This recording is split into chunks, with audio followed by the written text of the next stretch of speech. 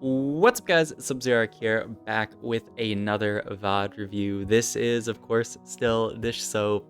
I feel like, we're right at the start of a new patch. I feel like he's got to be the best possible person to watch just because his fundamentals are so good. His meta read tends to be pretty good. So whenever a new patch starts, I feel like you have to watch Dish Soap. And also, it doesn't hurt that he turned on stream today. So far, he's gone 1-1-2. I won't tell you which game of his stream so far this was, but yeah, enough to say that it was either a first or a second. So he's absolutely still smurfing, still rank 1 North America by 150 LP. If you guys didn't watch the Box Bootcamp games, he won Box Bootcamp easily with less games played than pretty much everyone else. It was like not even a competition basically. So yeah, I feel like he's the person to watch. Outside of that, new patch. We had the really quick B patch that came out yesterday that hit stuff like Samira and Cho'Gath to make it less reroll. Also nerfed Fiora a little bit, which I think when I was watching Dish Soap, he said that he thinks that is just an over nerf. And you'll also notice something really interesting is that he's playing Poro. They nerfed a lot of the Ornn items this last patch. They nerfed Master Yi a lot. So Poro, actually, there's a ton of Poros in this lobby. A lot of people moving back towards Poro. So nature is healing.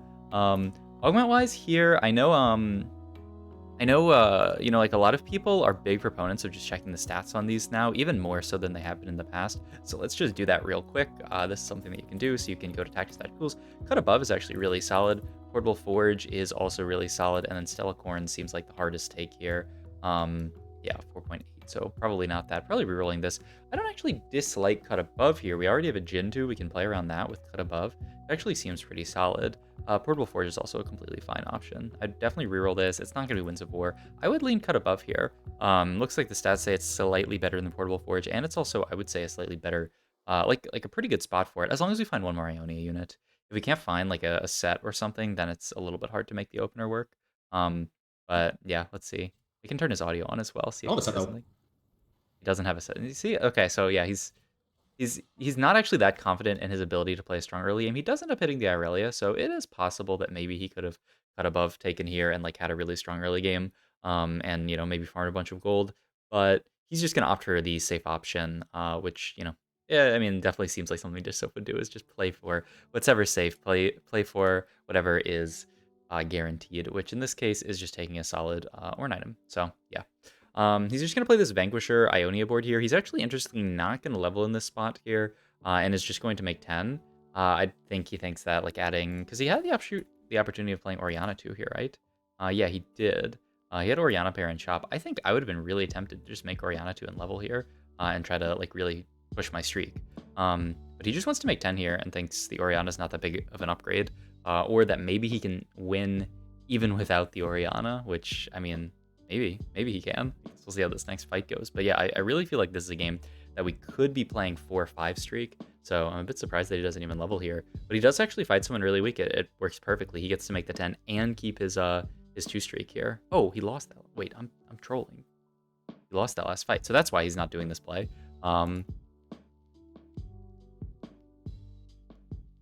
Right. He fought a level 4 board and got wrecked. I thought his board was really strong. And it is. It's just that he fought level 4 built different. Okay, I was talking about something else. I mean, actually, this fight was insanely close. But okay, that makes perfect sense. Because he's already lost the first fight, he's not interested in trying to keep his streak. I looked at his board, looked away, and I assumed he won the fight because his board was so strong, but he's only still level 3.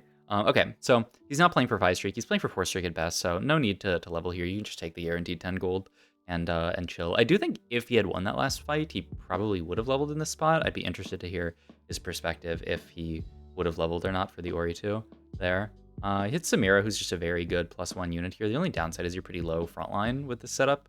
In terms of number of units, the nice thing is that you have this Irelia 2 and she's super stacked. I'd be interested if, for example, like we didn't have Irelia 2, what his board would end up looking like here. Because like Irelia 2 is definitely enough frontline. Or close to enough frontline with these items, but if you don't have Aurelia 2, then this frontline is like really dubious. This is just barely going to be a win, which is really, really nice.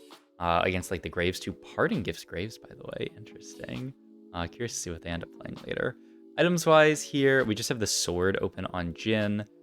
Could be something like an IE, but I don't know. IE is not that great of an item. I'm interested to see what he makes here, actually. I mean, let's just take the belt. Ooh, I guess you take the 3-cost here. Yeah, none of these components are that good. I mean, I guess you could slam Shojin. So the world is kind of his oyster at this point. He can play whatever he wants from this spot. There's no like comp that he has to play from here. Also, it's a little unfortunate that he hasn't been able to find a set yet. He's just stuck with no Ionia and with Gen 2 and Irelia, which like he would definitely be able to force streak here if he could hit set, but it actually might get cracked here. Like he might lose the streak, which would feel really bad. It looks like he might be okay. Yeah, okay, nice. Very, very nice. So yeah, this is actually not even that close of a fight. So really, really good for him. You make 20 here. Ooh, random Mordekaiser. I mean, so you can fit Noxus in. Yeah, you can just play this, which looks quite good. And now his board looks really nice. He just needs to make gold. You see he's holding on to this Ashe though.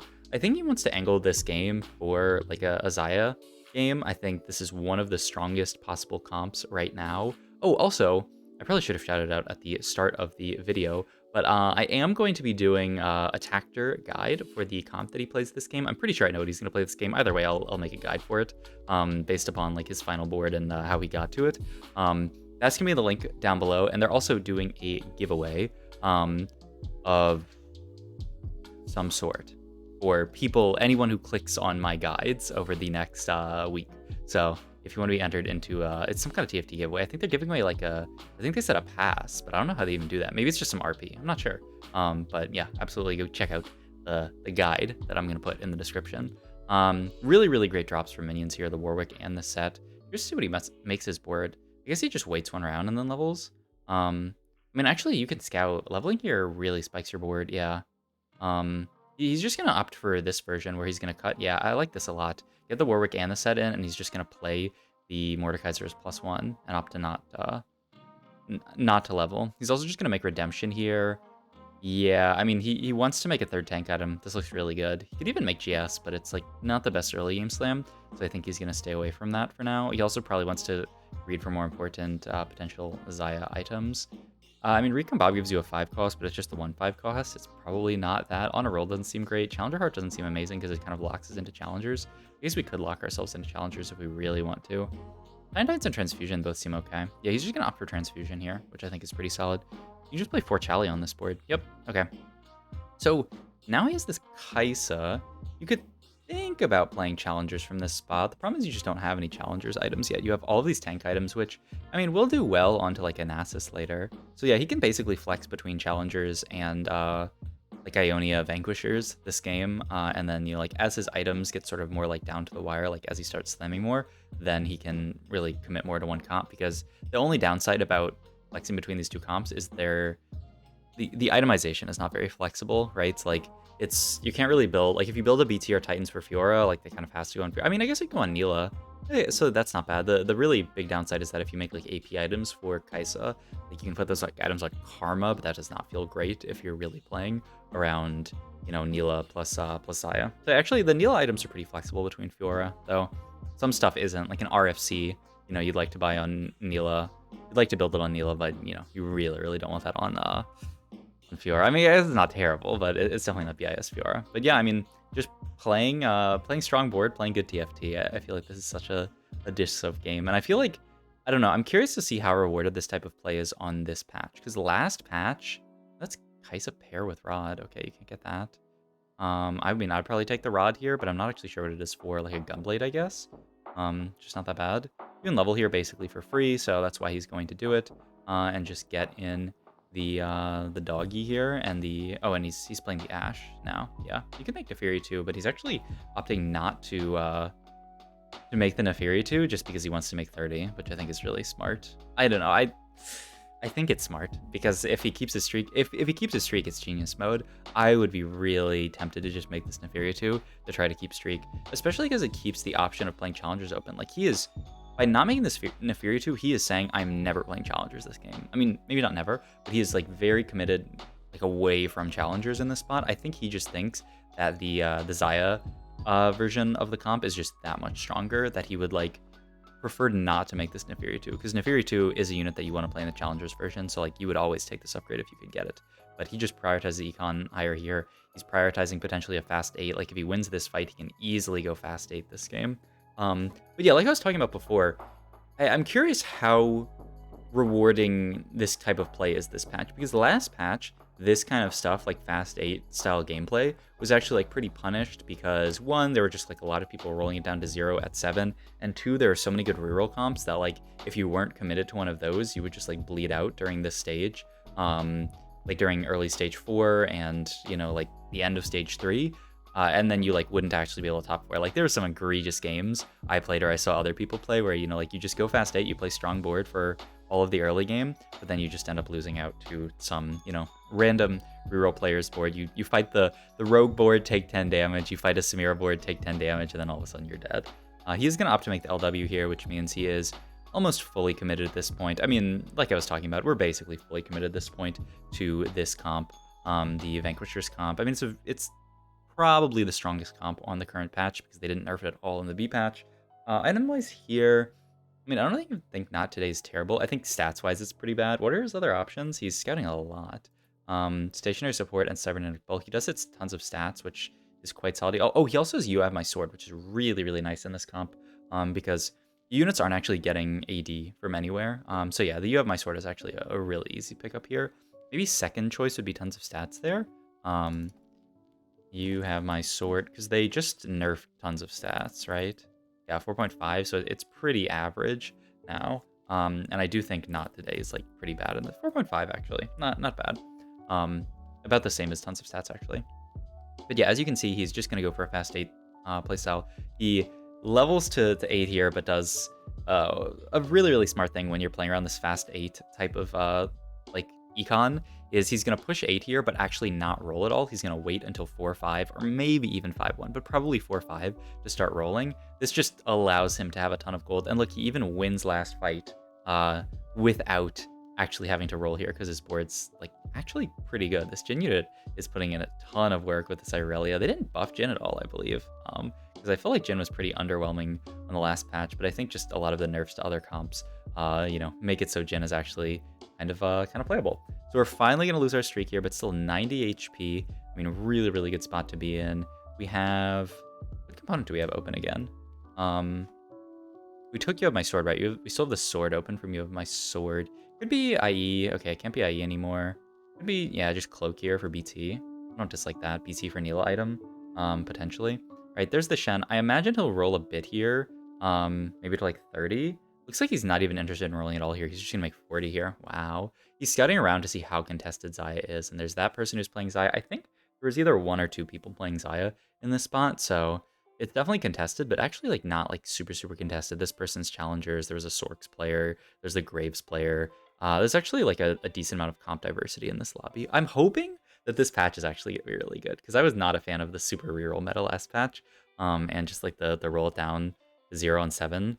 Ooh, hitting that Xayah is really nice. He does have this remover as well, which is really clutch, so that he doesn't actually have to sell this Jhin, because you do want Jhin on this board later. So yeah, he's going to start sort of like slowly pivoting into the comp, get the Xayah, and just get his strongest board in. He's playing this interesting 4-4-4, 4 Vanquisher, 4 Juggernaut, and 4 Ionia. Eventually, the version that I usually play is 6 Ionia. I think he's going to get towards that version of the comp. He's holding on to this Shen. But, it'll be interesting to see what he plays. And so, you end up just cutting... what does he have? Does he have Challenger in right now? Oh, no, you cut 2 of the Juggernauts and play... you play 6 Ionia, 4 Vanquisher. And yeah, look at this. He's going to start... Actually, yeah, okay. So he is just going to pivot to that board, the 6-4 version, which I think is the strongest version. You do need to find another... Does he have set in? He does, right? You do need to find another... Ionia unit to, it's usually like Karma to replace Irelia, or just a replacement Irelia so that you can move these items to Shen. Yeah, and he's going to do exactly that, and then use the remover, move items to Xayah. He still actually hasn't like really completely finished his pivot. He's just going to end up making Deathblade here, which solid item, and then Ionic Spark, which is pretty interesting. He just sort of has to end up building that with the Deathblade. I was talking actually in my Discord, which by the way, if you're not part of the Sub-Zero Arc Discord, link is in the description down below. But we were talking in the Discord actually yesterday about DB on Xayah, because you would think DB on Xayah is actually like a really solid item, but the stats don't really like it very much. If you just look at like a Xayah with 3 items, like DB, it's like way, way, way down there. He also already has You Have My Sword, so it's actually interesting that he does opt to go for the DB. I mean, it's a very natural item on Xayah, right? She has no AD. She has all of this natural crit, so you'd want something to scale with that crit. She also has like all this extra mana from Ionia bonus. So like you would think that DB would be a really really solid item on her. All right, we get our first item from this is Yorick's Graveyard. When people die, you get their items, and I believe the reason he's rolling to 0 here, it would have to be because that person who just died was contesting him in Xayah. I would have to think so. He does get to make the Xayah 2 finally, but he has to roll to 0 gold. Does find 6 Shens. Note that he's staying open to potentially hitting the Shen 3. Also really interesting itemizes Ashe. I know a lot of people are really high on Ashe this patch. Like put an Ionia bet on Ashe and your game is just like easy, like it's just guaranteed top 4. So he's gonna actually opt for that, which is pretty interesting, itemizing Ashe here instead of, I mean, you're pretty far off Neela 2, right? You only have the Neela. He does have Neela 1 on his board. Right? No, he's playing Ashe, right? Which means he's not playing Neela. So yeah, he's opting to play the Ashe over Neela, which is pretty interesting. I'd have to delve more into the stats and see the value of that, but that actually makes a lot of his item slams make a lot more sense. He's not really looking for Neela items. He's looking more for Ashe items. So yeah, that's really interesting. I'm gonna dive into the stats after this game and see like if you play this exact board, is Ashe better than Neela? I mean, I guess I could do it right now in the Tactics Stat Tools Advanced Explorer, which, you know, you have to pay a few bucks a month to get, but I have it, so I'll just do it. Here, I'll do it on stream, or on recording for you guys, just to make it, yeah, easier, or, you know, like, so you guys can see. So you want this, plus Jhin, plus Set, plus Darius, plus Shen, plus Karma. It's these. So this Ionia-wise 1, 2, 3, 4, 5, and then Vanquisher-wise we are 1, 2, 3. He's level 8, right? What is his +1 he has on his board right now? Oh no, he's level 8. He has a +1, right? What unit am I missing here? Because this should be 1, 2, 3 Vanquishers, 2 Juggernauts. Like this is his board, except he has an Ashe and he's playing. Oh, am I missing an Ionia unit? 1, 2, 3, 4, 5. I am. Okay, so yeah, he has like Irelia on his board. And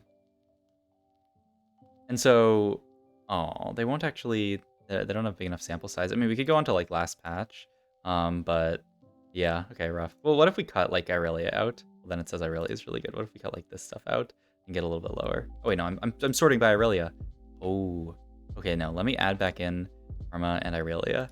That was my problem. Okay, so there is data. Okay, so if you do this, wow, that's actually crazy. Okay, today I learned.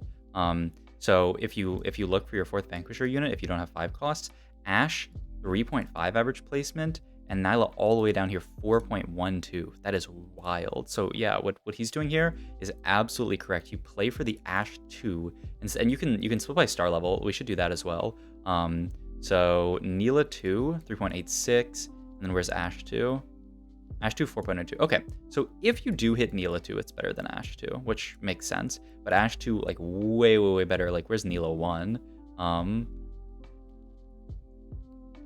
Neela 2. Neela 1 is a 5.6. Yeah, that's wild. Okay, so really interesting. And that's how you can use something like the Advanced Explorer to delve deeper into the data and see, like, what the strongest board is, the strongest like final board in a lot of situations like this. Took me a sec, but you know, I don't do this all the time, but it's really good stuff to do. And you can obviously like, you can actually filter it even more down if you want, you know, do things like, you know, if Xayah has 3 items, you know, then how does that like affect things, which is like the setup that we have, but you know, it's probably not going to affect things too much. Yeah. But yeah, that's really interesting actually, that it's better to play around Ashe 2 than the Neela 1. I do think, like, I don't know, did he even hold Neela's during that roll down? Because it looks like he was really angling towards the Ashe, and it does look like Neela 2 is certainly better than Ashe 2, but it's a little bit expensive. Maybe he didn't. Also, did he sell off those? Well, while I was doing that, it looks like he sold off those Shens. I think maybe it's probably that he saw someone was holding a bunch of Shens, and he realized that it was actually going to be very difficult for him to hit. But yeah, now he's gonna. It's actually kind of awkward. This is a comp that, like, you know, you really want your Xayah items and your Shen items, and I guess like you don't even need your Neela items. Apparently, you just put the items on Ashe. But but it's not a comp that I feel like does a lot with these extra items. You know, we have a 3-item or 2-item Darius, but like, ugh, like Darius is just not that good of a unit, and a 3-item set. Like, we would much prefer, I think, a Galaxy where we don't actually get all of these extra items and we just get some sort of like combat strength. Also, that person, that is not a Trickster's Glass. That is 6 Sejuani, so we have to be careful that this person doesn't hit Sej 3. They have a lot of Sejuanis, but no gold is the nice thing. And they don't even have like a 7th on bench, so they're pretty far off with 0 gold. We're probably fine. They are going to win this fight, which is not ideal. We'd love to be playing for first. Oh, wait. Wow. Oh my god. I cannot believe it. The Aatrox actually clutched that fight out so hard. Well, that's why you play the Aatrox here, I guess. My god. Wild. Absolutely wild.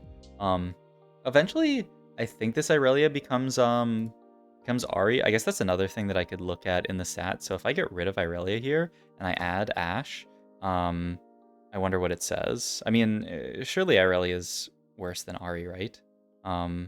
Surely.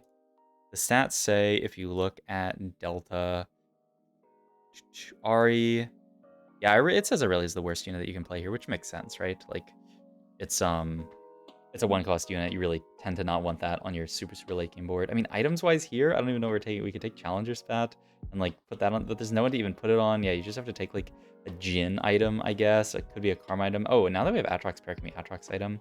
I mean, you're a great unit. You have to cut Aatrox for him, though. Okay, there's the Ahri, and he does end up fitting it in. The only downside with this Ahri is that, like, it does decrease our front line a good bit. But yeah, he's going to opt to itemize. Okay, so do we actually want Heimer in? I think the answer is no. I think Aatrox is better than Heimer.